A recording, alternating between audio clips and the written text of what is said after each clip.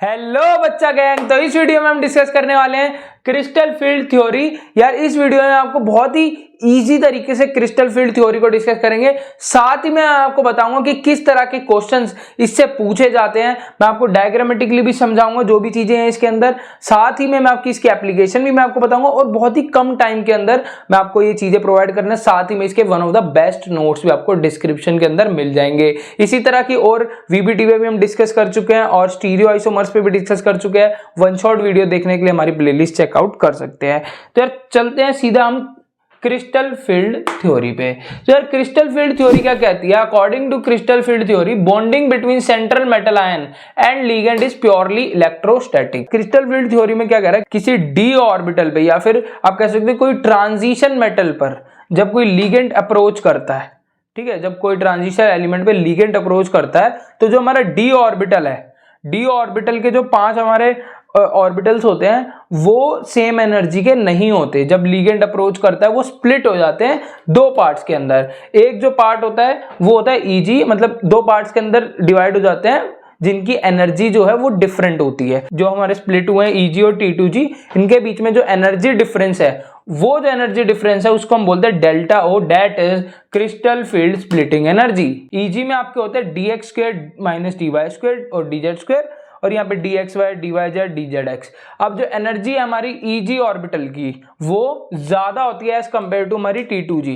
जो easy orbital है उसकी एनर्जी कंपैरेटिवली T2G से ज्यादा होती है। और यहाँ पे एक वैल्यू हमारे लिए निकल के आती है 1 इलेक्ट्रॉन के लिए। जो ईजी की वैल्यू वो है 0.6 ऑक्टाहेड्रल एनर्जी, और जो हमारी T2G के लिए है -0.4 ऑक्टाहेड्रल एनर्जी। और इनका जो सेंटर होता है इसको हम बोलते हैं बैरी सेंटर। अब यार ये तो हो गया कि भाई क्रिस्टल फील्ड थ्योरी कहती क्या है, क्रिस्टल फील्ड थ्योरी एनर्जी क्या है, डिफरेंस एनर्जी किसकी ज्यादा होती है किसकी नहीं होती है। लेकिन इस तरह से क्वेश्चन किससे आ जाते हैं? तो एक तो आपका जो मैंने बताया कि डिफरेंस होता है T2G और EG के बीच में, उसको क्रिस्टल फील्ड स्प्लिटिंग एनर्जी कहते हैं। आपको पूरा एक्सप्लेन करना एज अ डेफिनेशन में आ सकता है, नोट्स में भी मिल जाएगा। अब आ जाते हैं यार CFSE, जो हमारा क्रिस्टल फील्ड स्प्लिटिंग एनर्जी है उसको कैलकुलेट कैसे करोगे। तो कैलकुलेशन कैसे करनी है यार, देखो मान लो आपको ना यहाँ पे आपको स्ट्रक्चर वो नहीं दिया जाता कि भाई ये कंपाउंड है और इसकी डायरेक्टली निकालो। जैसे हम VBT में पहले ऑक्सीडेशन नंबर निकालते थे, उसके बाद चेक करते थे कि इलेक्ट्रॉनिक कॉन्फ़िगरेशन थी कौन से डी ऑर्बिटल के अंदर है। लेकिन यहाँ पे आपको डायरेक्ट देता है कि भाई D1 की निकालो, D6 की निकालो, D5 की निकालो। तो आपको बोल रहा है कि भाई D1 की क्रिस्टल फील्ड स्प्लिटिंग एनर्जी निकालो। तो यार क्रिस्टल फील्ड स्प्लिटिंग एनर्जी के लिए D1 के लिए हमने क्या करना है, हमें क्या करना है, यहाँ पे इलेक्ट्रॉनिक कॉन्फ़िगरेशन भरनी है। और हमें यहाँ पे एक रूल याद रखना है कि हमें उस ऑर्बिटल के अंदर पहले भरनी है जिसकी एनर्जी कम है, और एनर्जी T2G की कम है। इसलिए हमने जो पहला इलेक्ट्रॉन है वो T2G में भरा, और हमारा एक ही इलेक्ट्रॉन है बदकिस्मती के साथ, तो एक ही एनर्जी एक ही है, वो भी हमने T2G में भरा। T2G की एनर्जी कितनी है, -0.4, -0.4 इंटू में 1 कितना हो गया, -0.4 ऑफ ऑक्टाहेड्रल एनर्जी। अब 1 ऑक्टाहेड्रल एनर्जी आपकी 10 DQ के इक्वल होती है। 1 ऑक्टाहेड्रल एनर्जी 10 DQ, और अगर आपको DQ में निकालनी है तो हमने क्या करा, 10 से मल्टीप्लाई कर दिया, तो 0.4 को, तो ये हो गया -4 DQ। DQ होता है आपका डिफरेंशियल ऑफ क्वांटा, एक यूनिट है, ठीक है। अब यार जो आपकी एक्चुअल कॉन्फ़िगरेशन है ना, जो हम CFT की कॉन्फ़िगरेशंस होती हैं T2G EG की, वो हमें निकालनी होती है on the basis of octahedral energy and pairing energy. मैंने ऑक्टाहेड्रल एनर्जी आपको ऑलरेडी समझा दी कि क्या होती है। अब पेयरिंग एनर्जी की बात करें तो पेयरिंग एनर्जी यार 2 इलेक्ट्रॉन को अगर आपको एक साथ रखना है, मान लेते हैं यहाँ पे हमारे पास देखो आपको इस ऑर्बिटल्स के अंदर 2 इलेक्ट्रॉन एक साथ रखने हैं, तो इन दोनों इलेक्ट्रॉन को एक साथ रखने के लिए जो हमारे लिए आपके पास एनर्जी रिक्वायर्ड होगी वो होती है हमारी पेयरिंग एनर्जी। अब पेयरिंग एनर्जी के बेसिस पे और ऑक्टाहेड्रल एनर्जी के बेसिस पे ही हम क्या कर सकते हैं, इलेक्ट्रॉनिक कॉन्फ़िगरेशन लिख सकते हैं। मान लो आपको अगर आपकी ऑक्टाहेड्रल एनर्जी पेयरिंग एनर्जी से ज्यादा है, अब ध्यान से समझेंगे। ऑक्टाहेड्रल एनर्जी यार डिपेंड करती है कि जो हमारा गैप है, जो हमारी स्प्लिटिंग हुई है, जो ये देखो ये जो डेल्टा हुआ है हमारा T2G और EG के बीच में जो गैप है ना, उसको हम बोलते हैं ऑक्टाहेड्रल एनर्जी। अब ये गैप जितना ज्यादा होगा उतनी ज्यादा हमारी ऑक्टाहेड्रल एनर्जी होगी, और ये गैप जितना कम होगा उतनी हमारी पेयरिंग एनर्जी ज्यादा होगी। देखो अब यहाँ पे हमें बोला हुआ है कि अगर ऑक्टाहेड्रल एनर्जी पेयरिंग एनर्जी से ज्यादा है, ऑक्टाहेड्रल एनर्जी यार पेयरिंग एनर्जी से अगर ज्यादा है, ऑक्टाहेड्रल मतलब स्पेस इसमें ज्यादा है, तो इलेक्ट्रॉन यार इतनी दूर जंप करने से अच्छा है कि वो यहीं रह जाएगा। समझो बात, मान लो हम D4 भर रहे हैं, तो D4 भर रहे हैं तो 1 2 3 4। अब हमारे पास एक तो ऑप्शन है कि D4 भरने का, 3 यहां भरे, 1 यहां भर दिया, और एक ऑप्शन ये भी तो है कि हम यहां ना भर के सीधा यहां भर दे। अब हमें कैसे पता चलेगा कि हमने यहां भरना है या फिर ये यहां भरना है? तो इसके लिए कंडीशन आ जाए पेयरिंग एनर्जी और ऑक्टाहेड्रल एनर्जी। अगर आपकी ऑक्टाहेड्रल एनर्जी मतलब कि जो आपका गैप है वो ज्यादा है, अगर वो ज्यादा है पेयरिंग एनर्जी से, तो यार अगर गैप ज्यादा है तो यार इलेक्ट्रॉन इतनी दूर जंप क्यों करेगा, वो यहीं पे ही रह जाएगा। तो अगर आपकी ऑक्टाहेड्रल एनर्जी पेयरिंग एनर्जी से ज्यादा होगी तो पेयरिंग होगी, मतलब कि स्ट्रॉन्ग फील्ड लिगेंड है।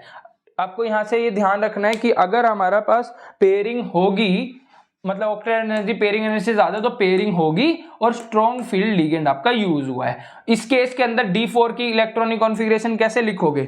यहां पे आप क्या करोगे, T2G4 DgEg0। क्यों? क्योंकि यार हमारे जो है पेयरिंग हो गई, यहाँ पे T2G4 हो गया। अब मान लो आपकी जो पेयरिंग एनर्जी है ऑक्टाहेड्रल एनर्जी से ज्यादा है, मतलब कि जो आपका गैप है ना वो कम है, ऐसे केस के अंदर यार पेयरिंग नहीं होगी, क्योंकि अगर गैप ही कम है तो इलेक्ट्रॉन इजीली जंप कर लेगा।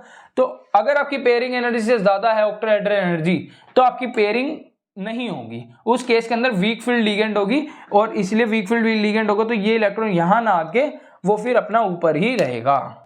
ठीक है, अब मान लो आपको बोल देते हैं कि हमारी जो पेयरिंग एनर्जी है वो ऑक्टाहेड्रल एनर्जी से ज्यादा है और D5 की आपको CFSE निकालनी है। क्या निकालनी है? क्रिस्टल फील्ड स्प्लिटिंग एनर्जी निकालनी है।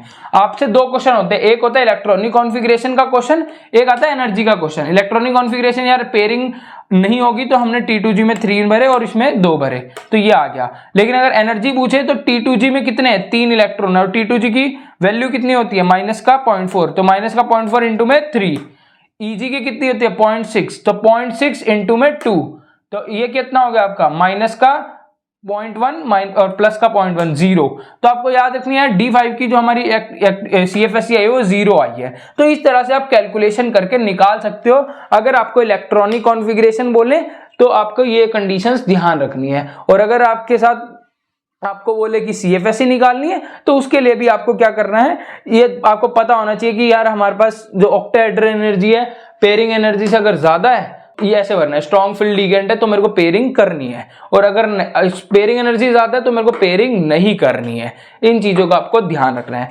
अब मान लो आपको इस तरह क्वेश्चन ना दें, मान लो आपको ऐसे ना दें कि ऑक्टाहेड्रल पेयरिंग से ज्यादा है या पेयरिंग एनर्जी ऑक्टाहेड्रल से ज्यादा है, आपको डायरेक्ट ना एक ऐसा लिगेंड दे दें FeCN6 4 नेगेटिव। अब यार सबको पता है, आपको ना एक सीरीज याद करनी पड़ेगी, स्पेक्ट्रोकेमिकल सीरीज, जिसके अंदर आपको बताया हुआ है कि स्ट्रॉन्ग फील्ड लिगेंड से लो फील्ड लिगेंड का जो ऑर्डर है वो आपको दिया हुआ, आपको याद करना है।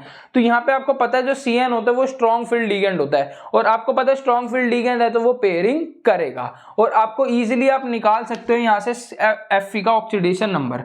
कैसे? ये CN कितना हो गया? 6 और 4, Fe हो गया, Fe2 पॉजिटिव में है, और Fe2 पॉजिटिव का मतलब कितना हो गया? D6 में है। ठीक है, तो D6 का आपको क्या निकालना है? इलेक्ट्रॉनिक कॉन्फ़िगरेशन निकालनी है। आपको मेंशन ना हो कि आपको ऑक्टाहेड्रल एनर्जी और पेयरिंग एनर्जी का कोई ना दे रखा हो, आपको सीधा बोले CFT के अकॉर्डिंग आप इसकी जो है इलेक्ट्रॉनिक कॉन्फ़िगरेशन लिखो। तो कैसे लिखोगे? D6 आपको पता चल गया, और ये स्ट्रॉन्ग फील्ड है, स्ट्रॉन्ग फील्ड का मतलब पेयरिंग होगी, तो पेयरिंग आपको होगी तो D6 की आप इजीली लिख सकते हो। पेयरिंग होगी तो यहाँ पे आपका 1 2 3 4 5 6, ये आपका आ जाएगा T2G6 Eg0। इस तरह से आप क्या कर दोगे? फिल कर दोगे, अगर आपको डायरेक्ट नहीं दिया हुआ। बाकी आपको मोस्टली केसेस में दिया होता है ये कंडीशन। ठीक है, ये मैंने आपको थोड़ा और एक्सटेंड करके बता दिया कि अगर थोड़ा टफ बनाए तो इस तरह दे सकते हैं। और आपको ना वैसे मेंशन होता है कि भाई D6 का निकालो दोनों कंडीशन पे। D6 का कैसे निकालोगे दोनों कंडीशन पे? एक कंडीशन तो यही होगी, अगर आपका पेयरिंग एनर्जी ज्यादा है, देखो पेयरिंग एनर्जी ज्यादा है तो पेयरिंग नहीं होगी, पेयरिंग नहीं होगी तो T2G में कितने आ जाएंगे? 3 T2G में आ जाएंगे, हम भर के देख लेते हैं। D6 1 2 3 4 5 और 6, तो T2G4 Eg2, और अगर ऑक्टाहेड्रल एनर्जी मतलब कि पेयरिंग हो जाएगी तो T2G6 Eg0। इस तरह से आप कॉन्फ़िगरेशन लिख सकते हो अगर आपको इस तरह का क्वेश्चन आता है तो। अब एक क्वेश्चन है इसकी एप्लीकेशन पे कि भाई कलर, मतलब आपको जो ट्रांजिशन एलिमेंट्स हैं उनके कलर का रीजन क्या है? कलर का रीजन होता है कलर का रीजन होता है क्रिस्टल फ्लूइड स्प्लिटिंग एनर्जी और डी ट्रांजिशन। डी ट्रांजिशन का मतलब कि जब हमारा डी ऑर्बिटल स्प्लिट होता है तो वो T2G और EG के अंदर होता है, और T2G से अगर इलेक्ट्रॉन जंप करता है EG में, ये होता है DD, मतलब T2G से अगर EG में जंप करता है तो वो एक एनर्जी पीछे छोड़ देता है। एनर्जी जो हमारी पीछे छूटती है वो एक विजिबल रीजन में एब्जॉर्ब होती है और जिसकी वजह से वो विजिबल रीजन में कलर शो करती है। अब ये जो डी ऑर्बिटल है ना यार, ये T2G में जाता है और EG में जाता है, और T2G से जब इलेक्ट्रॉन EG में जंप करता है तो उसे ऑक्टाहेड्रल के केसेस में होता है ऐसा, और EG से T2G में होता है टेट्राहेड्रल। तो अगर आपका टेट्राहेड्रल या ऑक्टाहेड्रल में कोई कंपाउंड कलर शो कर रहा है तो वो क्या कर रहा है, जंप कर रहा होगा T2G से EG में, EG से T2G के अंदर। तो इसकी वजह से क्या होता है, जब जंप करता है तो वो एक एनर्जी पीछे छोड़ देता है और वो विजिबल रीजन में एब्जॉर्ब होती है, जिसकी वजह से आपको कलर शो होता है। तो इसका भी रीजन मैंने ढंग से आपको नोट्स के अंदर मिल जाएगा। और दूसरा यार आपको ना वेवलेंथ, अब देखो हमारी जो एनर्जी है ना, एनर्जी का फॉर्मूला होता है hc/λ। तो ऑक्टाहेड्रल एनर्जी और लैम्डा आपके इनवर्सली प्रोपोर्शनल हो गए। तो अगर आपको 3 कंपाउंड दिए हुए हैं, लेट से आपको FeCN6 दिया हुआ है, कोबाल्ट के साथ आपको NH3 2 नेगेटिव दिया हुआ है, और आपको यहाँ पे हम मान लेते हैं ये आपको मैंगनीज के साथ Cl6 2 नेगेटिव दिया हुआ है। तो अब आपको पता है कि Cn जो होता है वो स्ट्रॉन्ग फील्ड लिगेंड है, NH3 जो है वो आपका एवरेज, ना स्ट्रॉन्ग है ना वीक है, और जो आपका Cl है वो वीक लिगेंड है। तो वीक लिगेंड, अब आपको पता है कि जो ऑक्टाहेड्रल एनर्जी जितनी ज्यादा उतना ज्यादा स्ट्रॉन्ग फील्ड लिगेंड होता है, और जितनी कम उतना कम होता है। तो स्ट्रॉन्ग फील्ड और लैम्डा तो इनवर्सली प्रोपोर्शनल है, तो लैम्डा सबसे ज्यादा किसका होगा, अगर मैं इसको तीसरा इसको दूसरा इसको 1 ग्राम दूं तो लैम्डा सबसे ज्यादा तीसरे का, देन दूसरे का, क्योंकि 1 का, क्योंकि आपका उल्टा ऑर्डर होगा किसका, ऑक्टाहेड्रल का, और ऑक्टाहेड्रल ये इनवर्सली प्रोपोर्शनल है, तो लिगेंड हमारा सबसे कमजोर ये है, देन ये, देन ये। तो इस तरह का आपका वेवलेंथ से रिलेटेड अगर ऑर्डर का क्वेश्चन आता है तो वो भी आप कर लोगे, कलर का क्वेश्चन आता है तो वो भी आप एक्सप्लेन कर दोगे कि T2G से EG में जंप कर रहा है, अगर टेट्राहेड्रल की बात कर रहा है तो EG से T2G में जंप कर रहा है। तो यार ये था आपका crystal field splitting energy, hope आपको अच्छे से समझ में आया होगा। इससे रिलेटेड कोई भी डाउट होता है मेरे को कमेंट सेक्शन में बता सकते हो, नोट्स आप डिस्क्रिप्शन से डाउनलोड कर सकते हो। तो मिलते हैं नेक्स्ट वीडियो में, तब तक के लिए ऑल द वेरी बेस्ट।